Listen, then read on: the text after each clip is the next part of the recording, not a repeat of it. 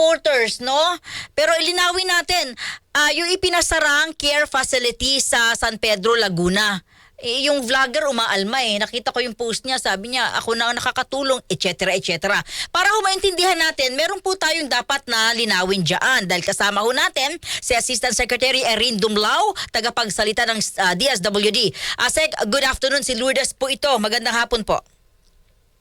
Kay Lourdes, magandang hapon sa iyo. Magandang hapon din sa lahat ng sumusubaybay ng inyong pong programa. Sa mga nakikinig, bakit ho ipinasara itong care facility na pinatatakbo ng, tama ba ako, Bench TV o isang vlogger? That's correct po. Ito pong Bench TV, which is owned and operated by a certain Mr. Perillo, no? Ano po ito, meron po silang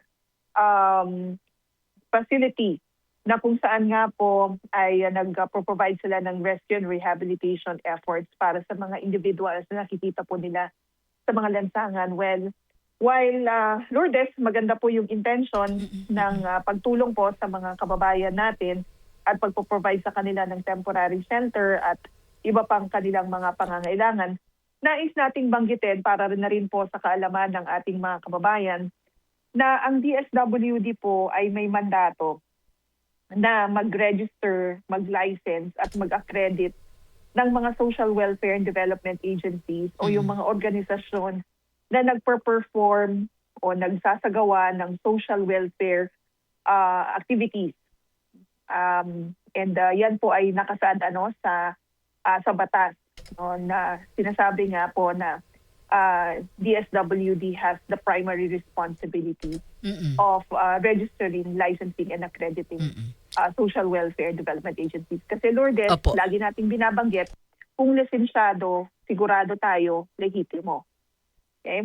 So, ito pong activity na nangyari, actually hindi po ito biglaan.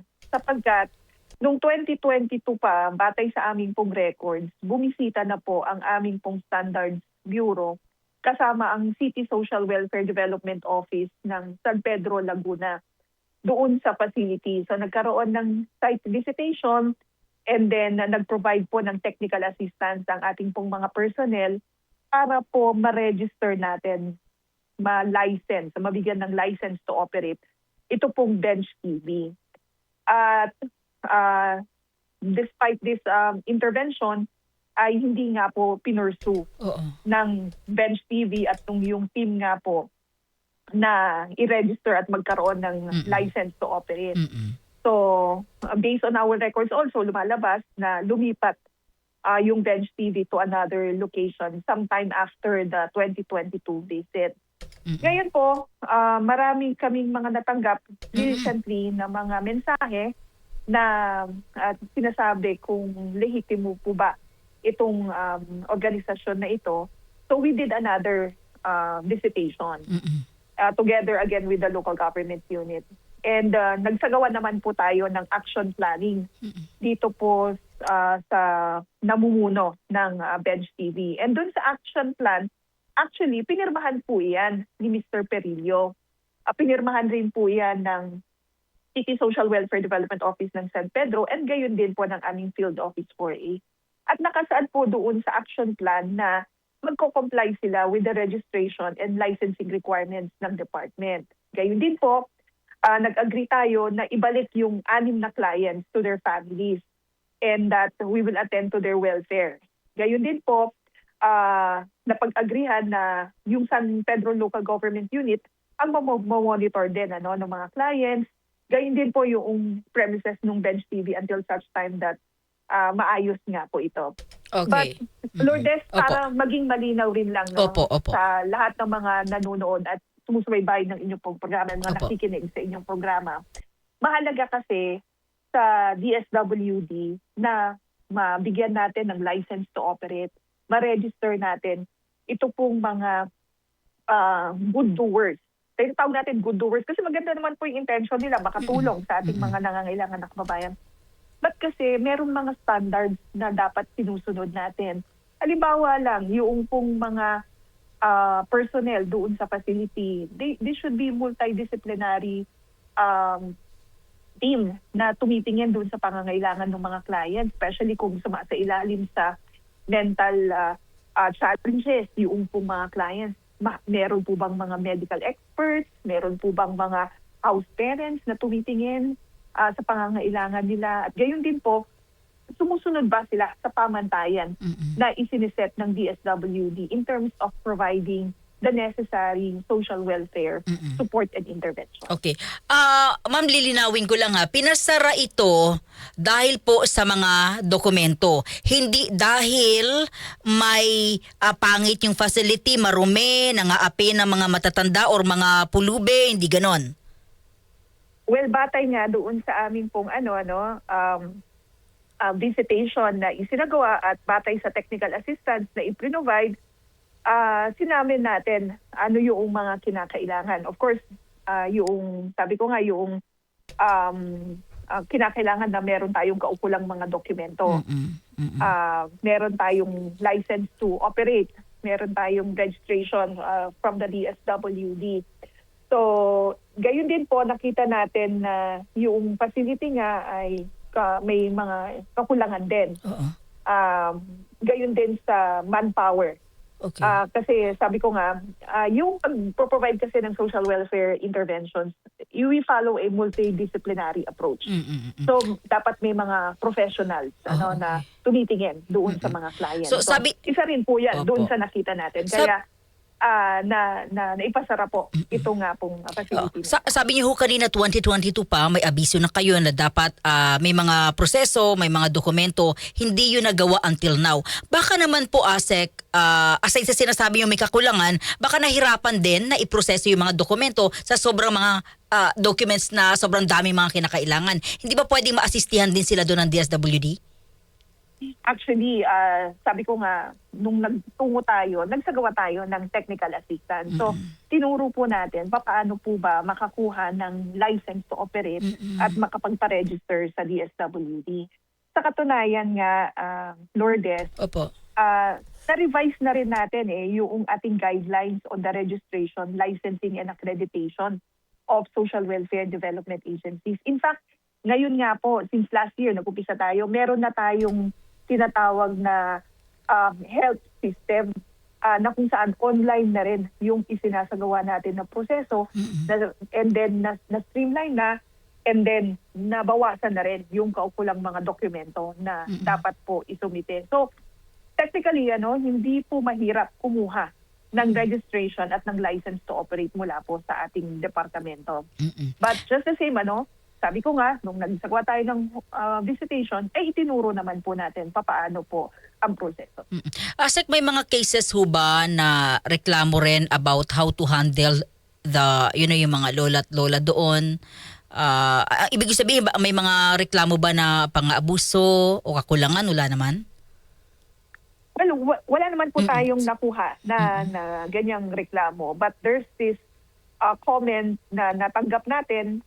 It was actually posted in our social media page na tinatanong nga kung meron ba silang license or sila po ba ay medically trained to do what they are doing, especially for clients na may mga mental challenges at nangangailangan po ng psychological services.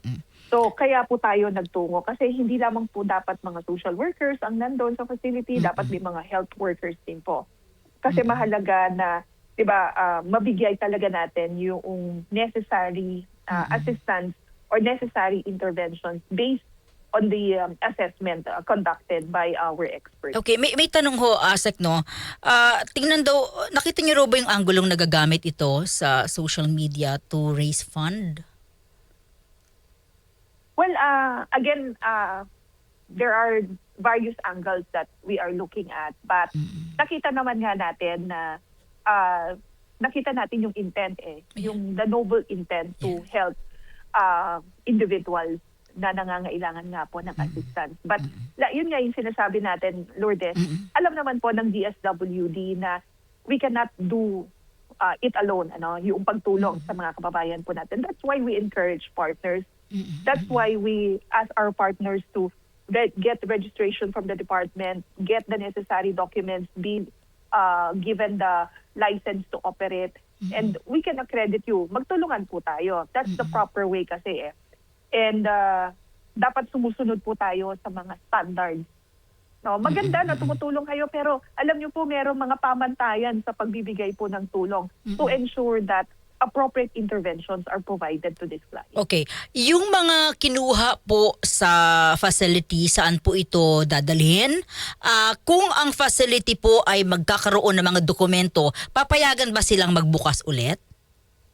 Well, yes, of course, Lourdes, kung sila po ay makakuha ng registration and license to operate from the department and sumunod po sila sa pamantayan. Kasi may, may naset po tayo ng mga standards, In fact, pati yung bilang ng mga personnel ay may standards tayo dyan, may sinusunod tayo. Sino yung mga dapat na employed dyan sa facility, ilan yung mga rooms, pati nga yung space ng mga rooms, talagang tinitignan natin. Kung masusunod po nila yan, of course, they will be allowed to operate. Jordan. Opo. Yung mga kinuha po, ano bang term? Yung mga, ano bang term? Kinuha, sinave sa facility. Saan po ito dadalhin at ito ba ibabalik? Wala na ho talagang babalik ang kaanak yan. Ano po yung gagawin dyan, ASEC?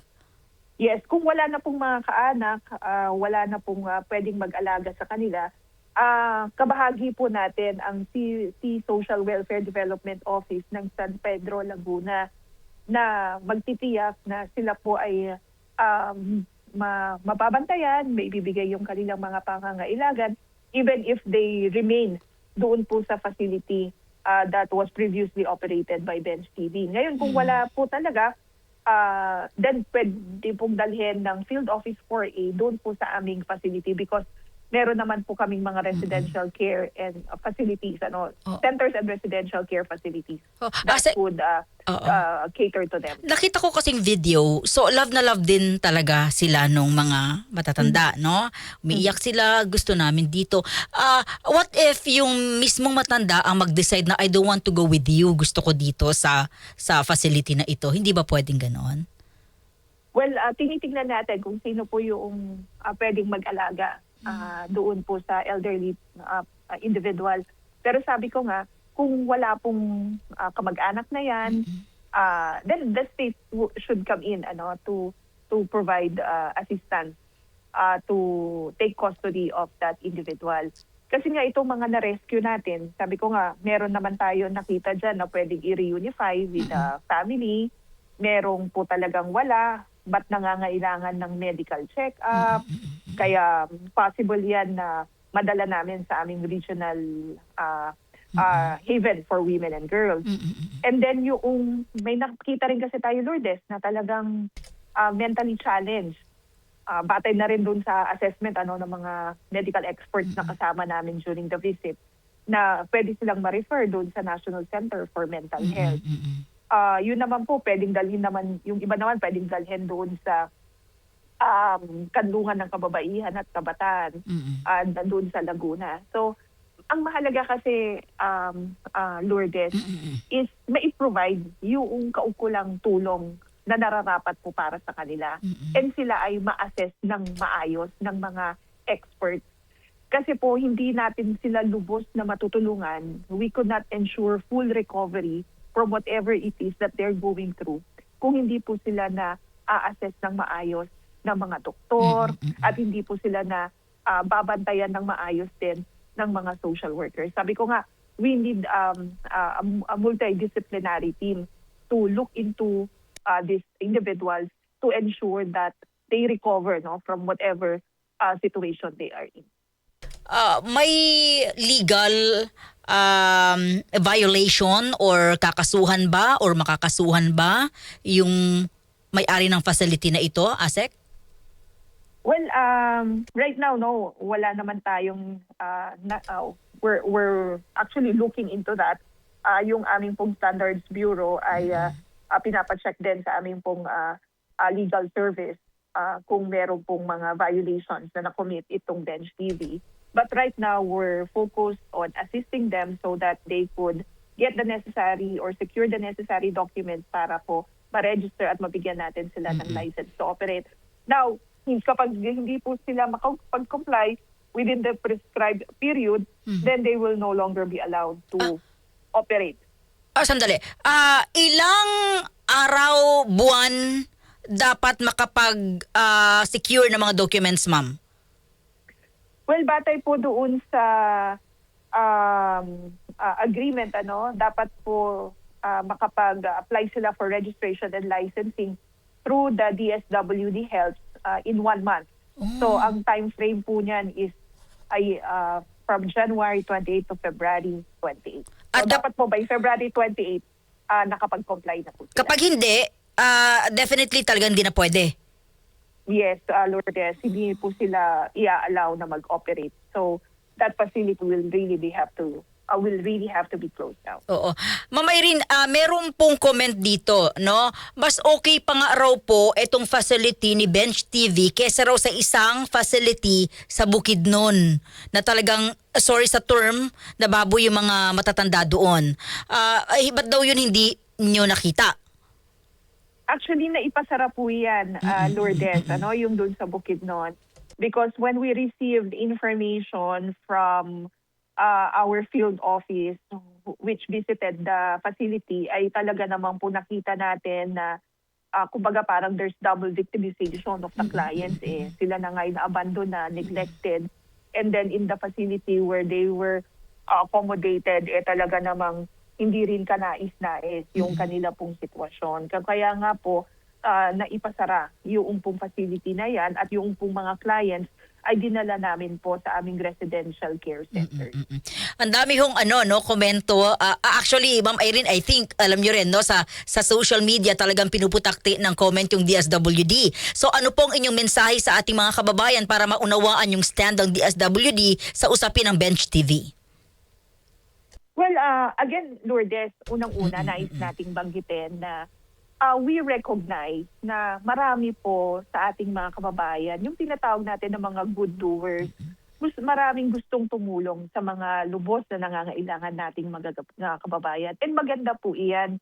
Kung kaya nga po, we encourage more partners para mas marami po tayong mapagsilbihan na ating mga kababayan. However, we keep on reminding po yung ating mga kababayan na sa pagtulong po ay kinakailangan na sumunod tayo sa kung ano rin po ang isinasaad sa mga panuntunan. And batay nga po sa batas, ang DSWD ay may mandato na mag-register, mag-license at mag-accredit ng mga social welfare and development agencies. Again, sabi ko kanina, makakatiyak po kayo na kung rehistrado, lehitimo yung organisasyon. Makakatiyak po kayo na maayos yung pagpapatupad nila ng serbisyo para sa mga kababayan natin na nangangailangan.